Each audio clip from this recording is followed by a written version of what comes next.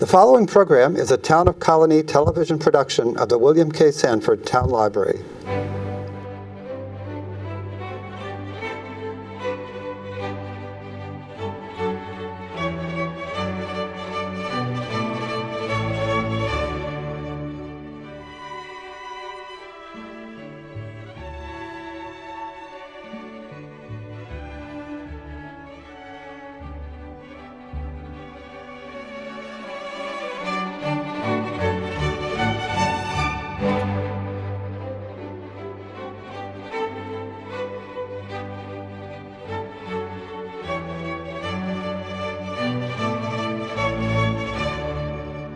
Welcome to Meet the Author. My name is Joe Nash. Today we're going to be talking to Mike DeMasi. He is currently working at the Albany Business Review.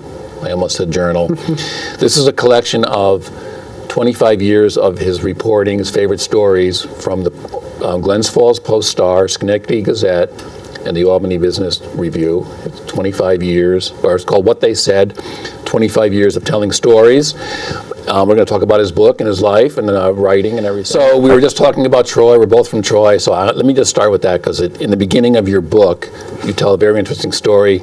You were first generation. Your parents came over and you settled in Troy, but they came over in like 1962 or 3 or 1963. Okay. Yeah, from a small town in the southern tip of Italy. Okay, now we think of the wave of immigrants back in the 18. What was there a wave of immigration? Why did they come then? Do you know any of the? Well, sure. They came just like millions of other immigrants. They came for better opportunities. Okay. Living in a small town, it was difficult, economically, and so there were certainly people that. From their town that had already moved to the United States, and my parents came in July 1963. Okay, 1963. Okay. Yep, and they settled in Troy, where my mother had a cousin that was already living here, and he really helped pave the way for them to move to America, and for me, was immigration easy back then in the 60s? I don't really know that much about that era, I suppose.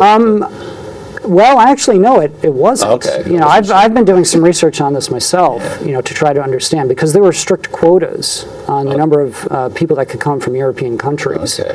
And because my father had a special skill, he was a master tailor. Okay. He was able to get, I guess, an exception, or at least to qualify for, the people that were allowed to immigrate from Italy. And just like other immigrants, my parents had to learn the language. They came here not speaking English at all. My older brother Ralph and my oldest sister Nell came with them. I wasn't born yet. I came along in 1969. And you mentioned in your book a few times your woeful lack of knowing Italian, the language. Yeah, I wish I could speak it better. I can understand it. Yeah, okay. Which is good. Oh. But conversationally, I get tripped up a lot. Do my best. So you're born in Troy, and then you say also in the introduction you've proudly have not left this area. You stayed close to Troy, and I was telling you before we started, I'm from Troy too, and I'm here I am in Colonie, so we both haven't really strayed too far. So tell me about how you got interested in becoming a journalist. Sure. In Troy High, apparently. Yeah. Well, I guess my first exposure to it was as a student at Troy High. I took a journalism class with a teacher named Joanne Coyle. And, vividly recall doing our first assignment, and she was handing back the papers with the grades on it. And, she said to me something to the effect of, you have a knack for this. So I didn't realize that, but she saw something in me that I didn't realize was there. What year was that? So let's see, I was I think a junior at Troy High, so that would have been like sometime around 1985, 86. So did you, at that point, were you thinking of any kind of career or college or anything, or? No, I don't think that, at that point, no. But what I did do was I started working at the school newspaper. Okay, and you liked doing that? Yeah, I had fun, you got to learn about journalism, and it was a social thing as well. Yeah. And you really felt you created a kind of a nice bond with the other people on the paper. So how did that sort of move on to actually becoming Sure. more So serious about it? I went to school at Ithaca College, and they have a big broadcast journalism program That's there. right. There's a lot of famous alum. Yes, there. there are. So I went there thinking that I would follow that path into broadcast, and I took some video production classes, and you get experience of being on camera, and I found I really didn't like it, frankly, for a variety of reasons. And then in my junior year, there was this great confluence of events where the School of Communications opened a brand new building. There was a new student advisor for the school newspaper. And I really said to myself, I'd like to try print journalism, similar to what I had experienced at Troy High. So I got involved with the school paper called the Ithacan. And, that really kind of turned on a light for me, that I enjoyed that work. All right. Now, there's a story in your book. You're being a little modest here, but you had a big story as a college student that, of course, this is back before the internet and everything, picked up by the AP, and this was apparently, from what I read, it was sort of an expose or so of the college's president's salary, and no one knew it was twice as. But tell us that story. Sure, It's very, sure. it's very So I'm glad you mentioned this is like pre-internet days. But our student advisor, he made us aware of the fact that the college, as a nonprofit, had to file these disclosures every year with the IRS, which showed the highest paid employees. So he requested this information from the IRS, and we got the disclosure statement. And, surprise, surprise, the college president was the highest paid. But not only that, he had received a considerable raise along with other administrators in the same year that the faculty got a relatively small raise. So we, worked on this very kind of straightforward story about this is how much the college president was paid. You say, you go out of your way to say it was basically a nuts and bolts story. You get the facts, you get the statements, and it turned into this big. Well, what happened was, so the story was published in the school paper, and made some waves on campus. But then the bigger wave happened when a student at Ithaca, who was also a freelancer for the Syracuse Post-Standard, her name is Meg Green, she wrote a story about our story. Oh, okay. And that was published in the Syracuse Post-Standard.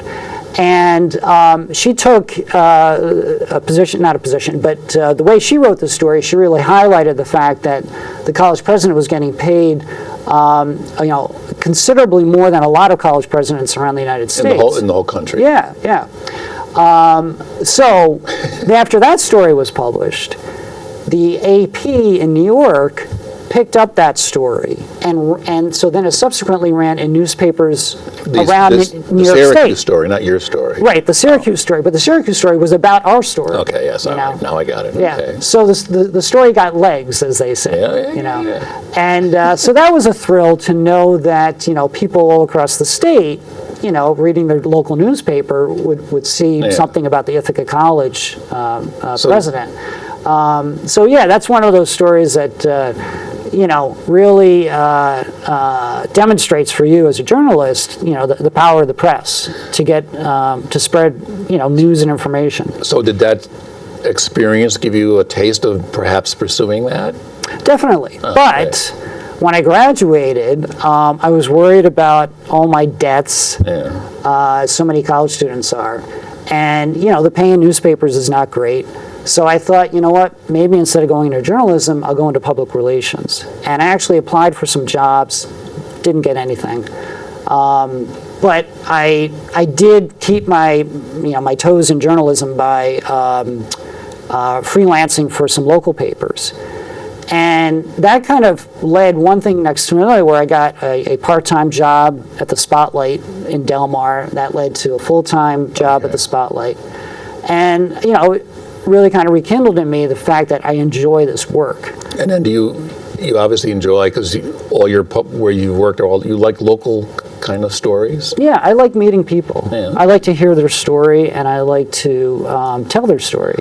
Now, maybe you could give the abbreviated story. This is not in your book. You only mention it in passing, but it sounds very fascinating to me.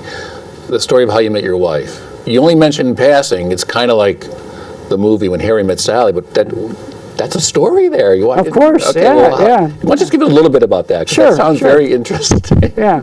So my wife, my now wife, Lori, she was a year ahead of me at Ithaca. And, first met her when we both attended an honor society meeting for the School of Communications.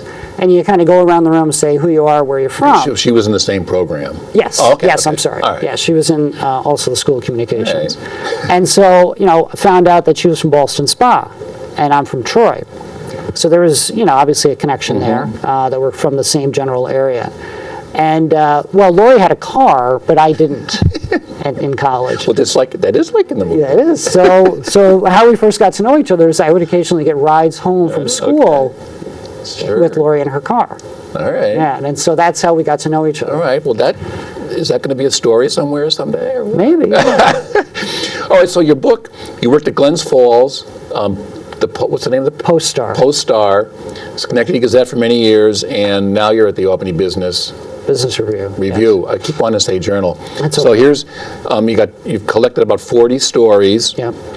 You have them divided into categories. One's called Men at Work. One's called Daddy, What's a Tornado? One's called All Politics is Local, Buyers and Sellers. So you get the idea.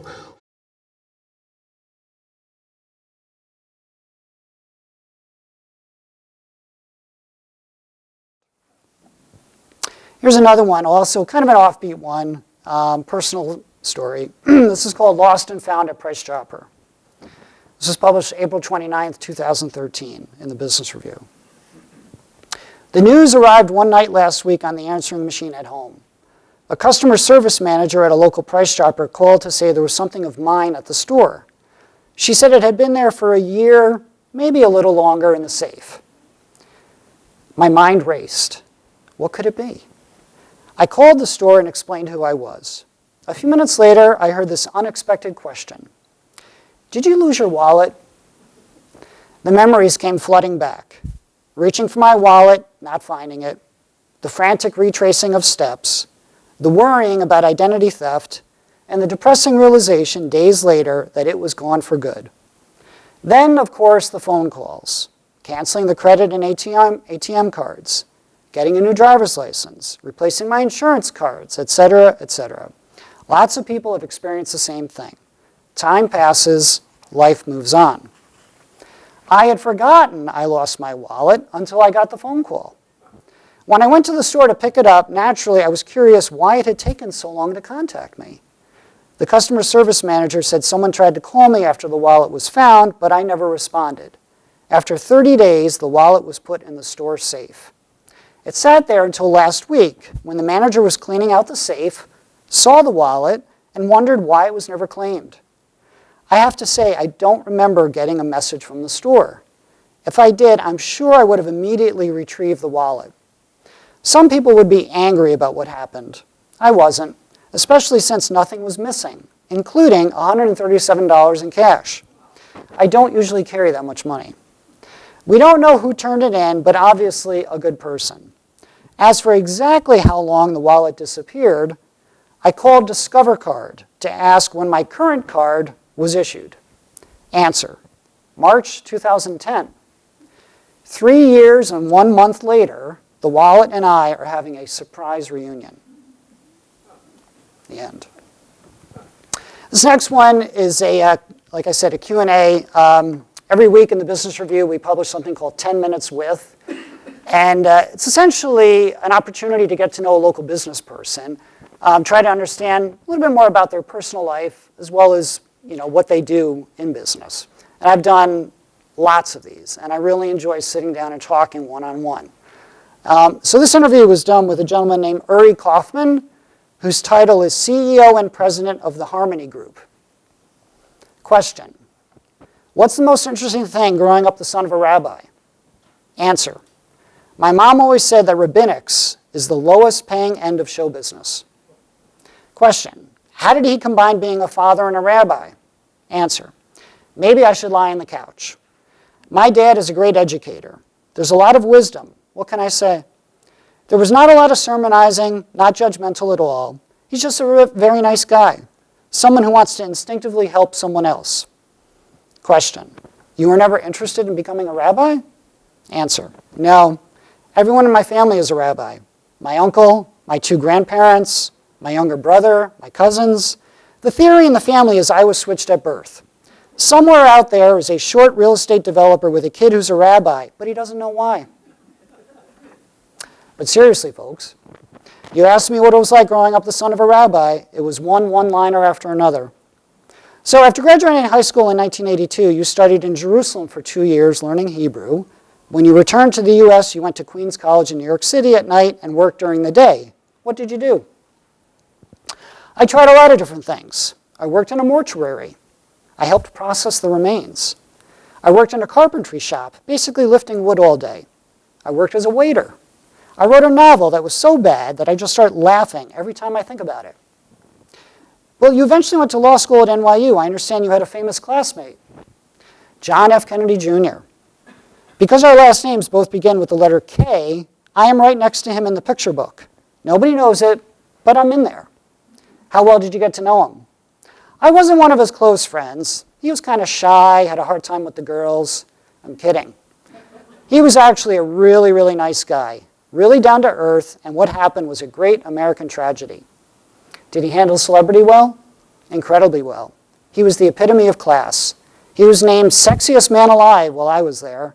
He was just this regular, ordinary person. If you remember, he had a hard time passing the bar exam, like many people. He handled it extremely well with class and dignity. Did you pass the bar after you graduated in 1989? I did indeed, on the first try, I might add, and it was all downhill after that. Why aren't you an attorney today? It has to do with something my last boss said to me. You're fired. Why were you fired? It was a classic case of discrimination. The law firm discriminated against lawyers that were competent and lawyers that weren't. How long did you last as an attorney? The longest I ever lasted in a law firm was 9 months, counting severance, and I went through 3 of them as a matter of fact. Wait, I'm still trying to figure out when you're kidding and when you're serious. I'm dead serious. You were fired 3 times? I was fired 3 times. I hit the trifecta. It was because I was a really lousy lawyer. Well, after the 3rd time, did you feel deflated or relieved? A little of both. I sensed early on this wasn't for me. I lived at the top of a very steep hill. When I got fired the last time, about halfway up the hill, I was just thinking, you know something? It's a big world, and there's a place in it for me, and that's fine. Well, how did you become a real estate developer? It was a very, very good time to be a failed lawyer trying to break into the real estate business. This was July 4th, 1992, the S&L crisis. The government bundled all these assets into packages and sold them for whatever they could get. It was a very good time for somebody young with not a whole lot of money to get established. But how did you come up with with $120,000 to make your first investment?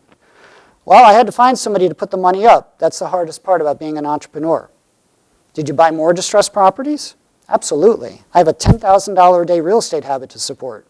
That business ended in late '95. Then I had to go out and become a real estate developer. The key was buying these things cheap. We managed to find cheap properties, develop them, and turn them around. Well, how did you get interested in the old Harmony Mills in Cohoes? We saw it advertised, but what really attracted me to Cohoes was the people, starting with Mayor McDonald, without whom we'd be nothing but a pile of bricks. What was your reaction when you saw the building in person the first time? I was bowled over. It's a spectacular building. Did this project make you want to do more like it? Absolutely. This is a business that lets you feel good about yourself. It takes a lot of patience, a lot of determination. I often say this is the opposite of day trading. It takes years and years before you can turn something like this around. So that was published September 27, 2010 in the Business Review. And as I indicated, I did follow-up interviews with many of the people in the book. So this is the postscript. Uri Kaufman rescued 2 relics of the region's industrial past by converting huge, empty manufacturing buildings into 485 apartments. Harmony Mills in Cohoes and Albany International in Menands are now full of tenants. Other deals he has pursued fell apart for various reasons. I called him in September 2018 to ask if he's still passionate about real estate investing. Yes, he said, but I'm just a little burned out. It's a tough business because so many things can go wrong. They really aren't your fault, but they just happen and someone has to be responsible, and that's me. He said his proudest accomplishment was renovating Harmony Mills, a sprawling former textile mill built in the mid-1800s along the Mohawk River. A couple days later, he sent me this email. I've been thinking a lot about our conversation. You asked me what I'm proudest of. The truth is, it's not Albany International. It's not even Harmony Mills. It's this. In my 26 years doing this, I've probably borrowed over $200 million. I have paid back every penny on time. The banks know this. That's why they lend me more. Good ethics really is good business. The end. I'm happy to take some questions or read another story. If anyone would like to, if anybody has any questions? Yes, sir. What about Central Warehouse? Oh, yes. Good question. So one of the other stories I did was about, if you're all familiar with the cold storage building, Central Warehouse. Which you can't miss on 787. Right. All right. If you'd like to, I could read that story. Yes. Okay. Inside Albany's cold storage building. December 14th, 2017, Albany Business Review. Step into my office. Evan Bloom said the words with his usual quiet, understated humor. He had just unlocked a door and we were walking into the old Central Warehouse in North Albany, a wreck of a building that's been an ugly landmark on the city's horizon for decades. I had been looking forward to this moment for the past several weeks, since I first contacted his head of business development, Ann Sklar, at his business, Demolition Depot and Irreplacement Artifacts in Harlem. Here was the proposal. I would travel downstate to meet him in person and talk about his plans for the building that he bought in August for $280,357. In exchange, he would come to Albany to give me a tour of the 11-story concrete fortress that thousands of people see daily while driving on Interstate 787, but which relatively few have seen from the inside. The only visitors, if you can call them that, were those desperate for refuge on an Albany winter's night, or who wanted to spray paint graffiti, get high, strip anything valuable that could be sold as scrap, surreptitiously take pictures, or do who knows what. The floors were once full of workers, unloading frozen food and dry goods from train cars and trucks, storing the products, and then loading everything into smaller trucks and vans, bound for grocery stores in the region. Now it's as if time itself had frozen. Truck Drivers Lounge, reads a sign in the shipping and receiving area. No drivers beyond white line, says another. Graffiti of every imaginable color and design is scrawled on the walls. A thick layer of dirt covers the floor, along with broken glass and debris. A box of Glad garbage bags, a Mr. Sub soda cup, an empty 12-pack carton of Milwaukee's Best, a twisted bicycle wheel, a toilet bowl seat. There's a wide-open mechanical pit with standing water at the bottom, where a full-size plastic Santa Claus lays prone. It's one of many sights, such as the nearly 40-year-old purchase orders and petty cash receipts strewn about a room on the upper floor. Elsewhere, a pair of rumpled blue jeans. The light is surprisingly bright in parts of the building, and the air has a no discernible smell, no doubt because the wind blows through the broken windows. I was there with our photographer, Donna Abbott-Vallejos, and digital editor, Mike DeMasi, who was shooting video. Bloom asked that we not focus so much on the ruins. He wants people to envision how the space can be reborn. I've learned he isn't some naive optimist. He's an expert appraiser of architectural artifacts and a hardworking, successful business owner with 40 years of experience finding value in old things. Rundown buildings don't intimidate him. It's people that make his work challenging. Dealing with inanimate objects is less daunting to me than the moving ones, he likes to say. Still, as we climbed the crumbling concrete staircase to the roof and gawked at the view, I couldn't help but think this reclamation project was going to be much harder and costlier than he anticipates. The building has been without electricity, heat, and running water for many years, perhaps decades. There are no elevators. Many windows are shattered or missing, including those at knee-high level on the narrow staircase landings, an obvious safety hazard. I wondered about any environmental cleanup that might be required. In 2007, the Department of Environmental Conservation received a report commissioned by the real estate investors who owned the property at the time. Based on the report, the DEC said there are no significant issues that required immediate action, although the agency noted the environmental assessment was done without DEC's oversight or involvement. As for asbestos, the State Department of Labor has no records of any work being done at the building, so it's unclear whether there's material that must be removed. If so, the cost will be considerable. Bloom isn't oblivious to the obstacles ahead, and he's accustomed to skepticism. When people don't see your vision, you get a variety of reactions, he said, from comic disbelief to, I didn't think of that, or you're crazy. I had to ask him one more question as we stood on the second floor, where train cars used to pull inside the building. The tracks are now gone, the steel removed at some point for its scrap value. The area feels like a phantom New York City subway station. Bloom is 63 years old. He's never been married, has no children, and no apparent successor to his business. What will happen, I tried to delicately say, if he's not able to accomplish his goals at the cold storage building before he's gone too? He paused briefly before answering. I hope it's not going to take that long. Postscript. As of October 2018, the cold storage building was still a big, ugly landmark along the main highway into Albany. Evan Bloom has removed the broken windows, secured the building to keep out vagrants, and talked to local officials about his ideas, including wrapping the exterior with a giant ad to generate income to pay for improvements. He told me he's determined to get the work done. Ultimately, it will take lots of money, the city's cooperation, and Bloom's commitment to rescue the industrial relic. The end. Wrap it with a giant what? An ad, like a banner advertisement, like a huge billboard, basically. But he doesn't have permission to do that. Yeah, let me just, yes.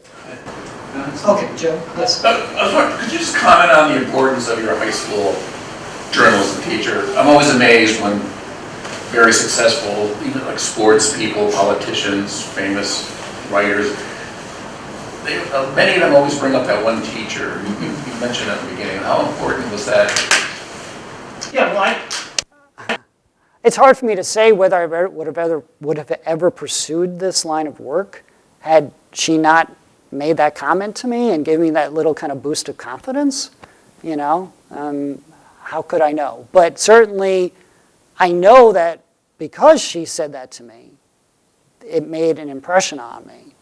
And like I said earlier, she recognized something that I didn't know about myself.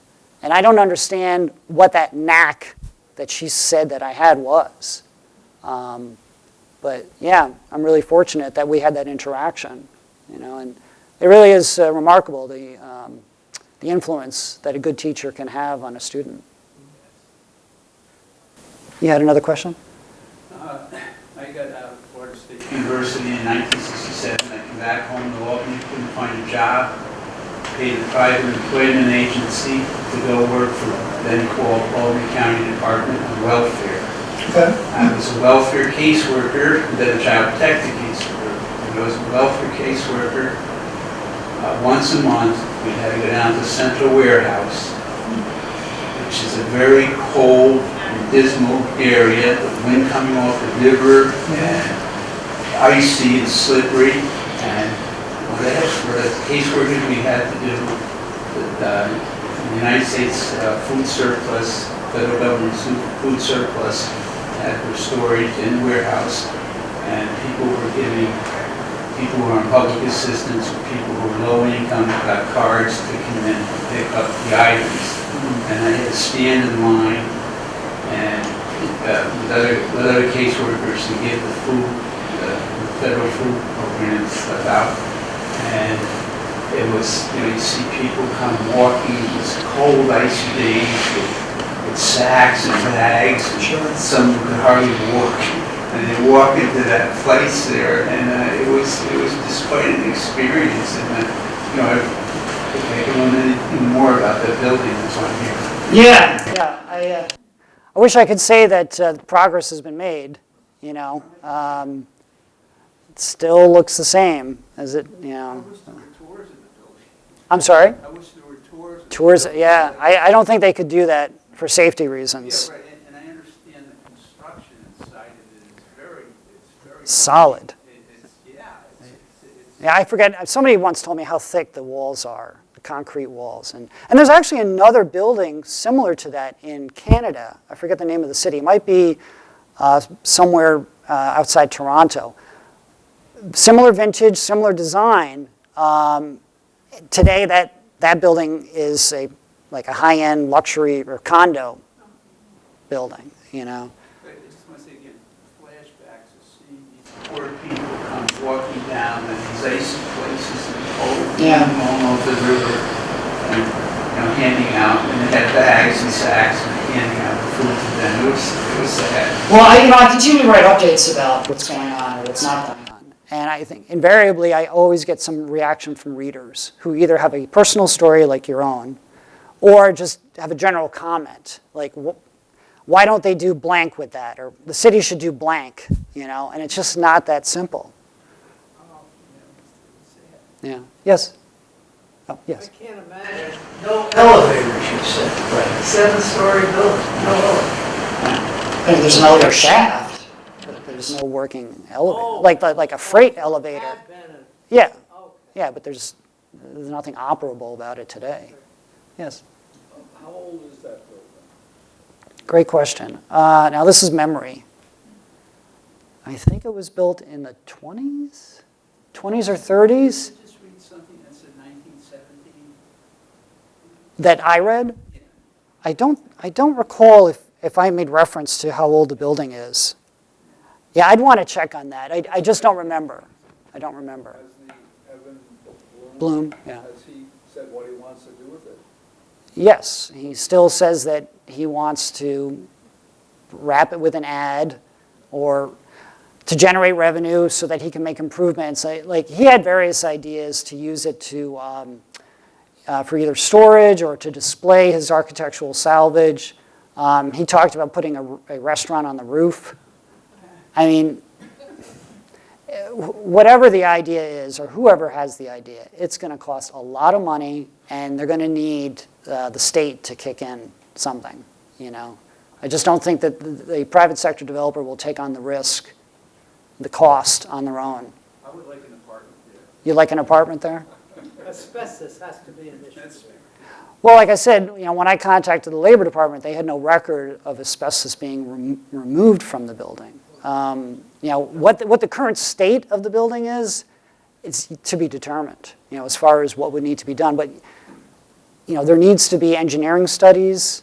There just needs to be a lot of like basic work done to understand the state of the building and then what would need to be done to turn it into whatever its next use would be.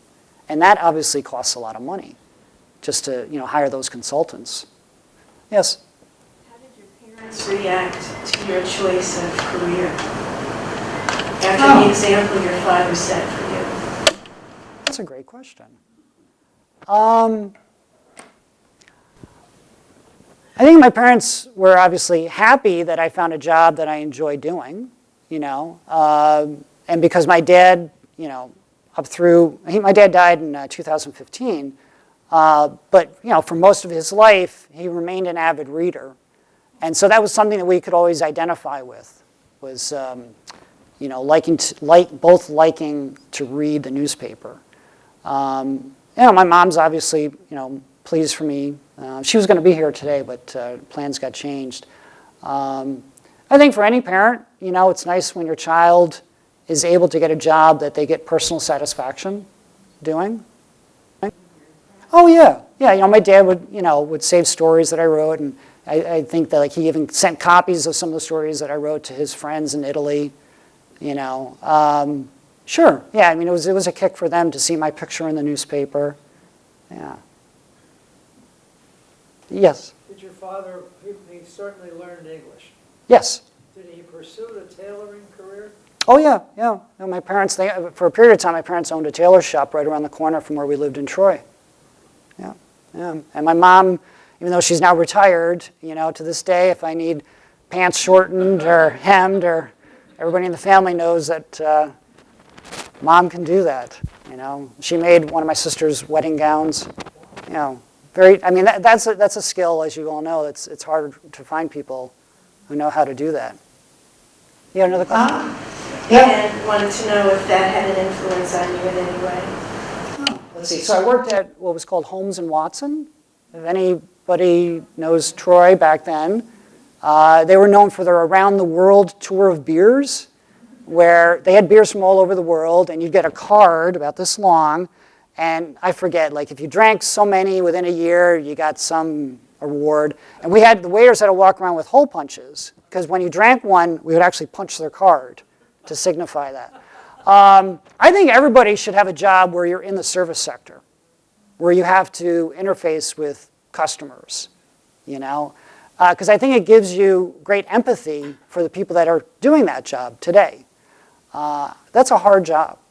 You have to put up with a lot. You know, customers that are nice customers, well, you don't have to put up with nice customers. It's great to have nice customers, but you have to put up with difficult customers. Like there was this husband and wife that would come in, and they always sat at the same table. And he would get, I don't know, a cup of coffee, something very basic. And she was really particular. She wanted a hamburger, no bun, cooked medium rare, with a pickle on the side, and a little cup mayonnaise. You know, I mean, it was just something, and it was like, you knew when they came in, that's what she's going to get, right? And she wanted, and if it wasn't cooked that way, she'd send it back to the kitchen, you know. So I think it's a good way to learn patience, right? And you have a lot of fun too. I made friendships there with one person in particular that, you know, I still see him today. You know, we occasionally get together for lunch. So, yeah. I think like it was a formative experience in that respect. I don't know if it had any direct influence on like my work in newspapers, other than that kind of chance encounter that I had. That's the other thing I think is neat about life sometimes is, you know, you never know when a door is going to open someplace, right? And the question is, do you recognize that the door has opened and are you going to walk through it? And then what do you do once you step through the door? Yes? Recalling your comments earlier about the newspaper industry. Yeah. Do you read or peruse the Daily Times Union? Yes. 7 days a week? Absolutely. Okay. Then you saw that article about that famous tailor in Albany. Yes. Who could turn out $1,000 suit in a couple of days. I found that fascinating. Yes. Glad your father wasn't alive to have been able to read that. Did Yeah. your mother read it? You know, I meant to share that with my mom. I don't know if she saw that story, but she certainly knew of him, you know, because he was just kind of an institution in downtown Albany. Yeah, that story I think was written by Paul Grondel. Right. Yeah, he's obviously a tremendous writer. I haven't had anybody accuse me of being a fake journalist, you know. I think, though, I live in kind of the, we're all living in this environment now where unfortunately, facts are questioned. I am the first to admit that reporters are not perfect and that we make mistakes and we're human beings, right? And we have opinions, right? But it's also our job to keep our opinions out of our stories, unless we're a columnist or we write, or we're an editor writing an editorial, right? I can tell you, in all my years working, I've never encountered a situation where there was some plot, like, we got to get that guy, or like, we don't like her, you know, let's do what we can to really make their life miserable. You know, those aren't conversations that reputable reporters have. And, you know, our credibility is everything. Once we lose our credibility with our audience, what do we have left? I've come to realize, actually, that when you see a correction, I actually think that that is an indication of the commitment of that organization to getting it right, and the public acknowledgement that they got something wrong, and the need to set the record straight. If I write something and I realize that there's an error in it, there's a pit in my stomach. Because I'm like, oh my gosh, how did I get that wrong? You know, how did I spell that person's name wrong? Or how did I get that fact wrong? Or something like that. And I want to fix it and set the record straight, you know. So I just say those things to tell you that, and those are the people that I work with as well. And I know I can replicate that to all the other mainstream media, the people that work for legitimate news outlets, you know. We don't make up stories and publish them. We don't. You know, unfortunately, some people do. And they put it out there as real. I was really upset few years ago when I read about this guy. I forget where he was from, but he actually, and I don't want to get political here, but he actually made up a story about Hillary Clinton. It was completely untrue, and was able to publish it online, and then that got picked up by various news feeds and started to get spread. And he was getting income because the way Google works, there were ads that were placed alongside that story online. So every time somebody clicked on it, he'd get, I don't know, 5 cents or whatever it was. So he was actually profiting off of what he admitted was a made-up story. But it was presented in a way that looked like it was real from a legitimate news organization. And that, to me, is horrific, that somebody would do that, So we live in those times, or we live in that time now. And I think what you have to do is trust your instincts, go with what are reputable news organizations, but you don't have to rely on just one. I do read the New York Times. I also read the Wall Street Journal. I read the opinion section of the Wall Street Journal. I often don't agree with their opinions, but I think it's important to understand their opinions. Don't go through life with blinders on, where you're just turning to one source of information. It is sad, though, like the number of communities that are losing their daily newspaper, or even a weekly newspaper, just to report on the nuts and bolts of what's happening in local government. Most people don't have the time or inclination to go to a town board meeting, or a planning board meeting, or a zoning board meeting. But there are decisions that are being made at those local levels that affect communities, affect you more than what you're going to read in a national publication. But there's so many communities now that, those papers are either closing or just have such limited staff, they're not able to go out and write those stories. When I was at the Gazette, I initially covered the towns of Rotterdam, Duanesburg, and Princetown. I would go to Duanesburg planning board meetings. Okay? That's a small rural town. You're not going to see reporters at Duanesburg planning board meetings anymore. It's just, they don't have the staff to do that, But there's still people in that community that care about what's happening in their town, So I really feel like, you've heard the term news deserts. I think that more and more of these are, spreading in our country, and I don't think it's good for democracy. I really don't. Yes? They didn't teach me Italian, but growing up in a family where my parents spoke Italian and English, I heard Italian being spoken. And so what I like to say nowadays is I can understand it, our dialect, or my parents' dialect, I can understand it. And I can talk a little bit, conversational, but I don't feel very confident talking Italian. I feel very like I'm butchering the language, And so consequently, I try to limit the amount of times that I'm actually, like if I'm talking to relatives who speak Italian. I kind of shy away from it, which is a shame.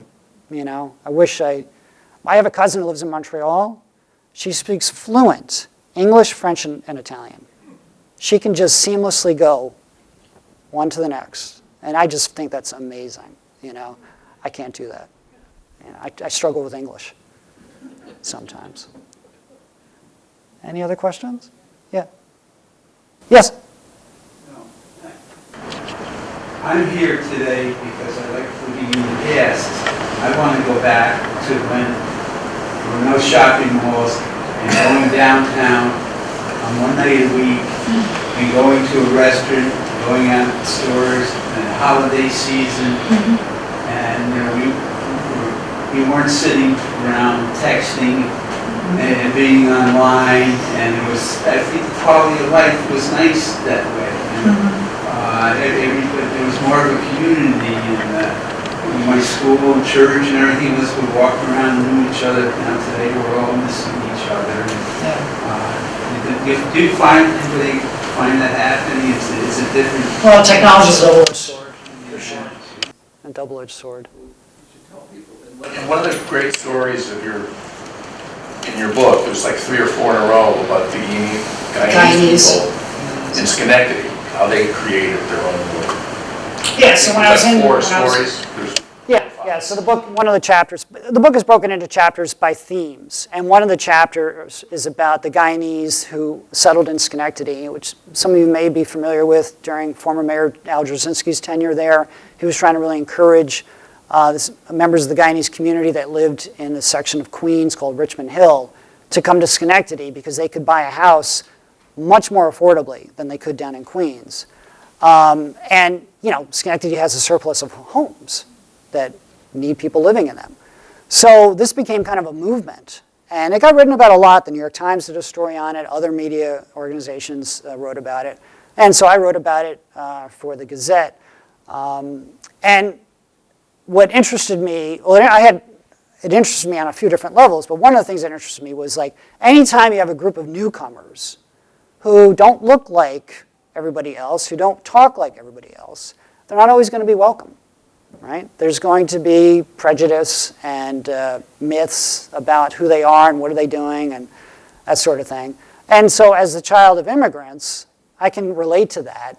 Even though I didn't, you know, I was born in the United States, but I saw kind of my parents' experience and what it was like for them sometimes not speaking clear English and how they felt the perception or the reality that people were treating them differently because of the way they spoke, you know? And you can, throughout American history, obviously, every group of newcomers was subjected to this. So, yeah, those are stories that are in the book as well. I see it's almost 1:30. I'm happy to take more questions. I don't know if you know, anybody else has something you'd like to say or ask. Oh yes, last one. I just wanted to know if you're continuing to write outside of your work at the Review. The question was, am I continuing to write outside of my work at the Business Review? The answer is yes. In fact, I've got a couple of ideas for books that would not involve reprinting stories that I've already written. The challenge is time. You know, I've got twin daughters at home that just turned 11. And you know, being a dad is great. I wouldn't trade it for anything in the world. But carving out time for writing, it's difficult, you know. So I have to kind of make a commitment to doing that. But yes, I'd like to. I'm sorry? And read the papers you read. Yes. Yeah. You know, I mean, we're just awash in news content, you know. I mean, I read the news for two reasons. I like to stay on top of what's going on, and it's important for me and my job to understand what's going on, right, to know what's going on around me. And I can't keep up. And so I wonder how, like, people who aren't journalists, you know, how they can keep up or what they do, what their news diet is. You know? Well, thank you all again. But I hope you enjoyed it, and thanks again for coming out.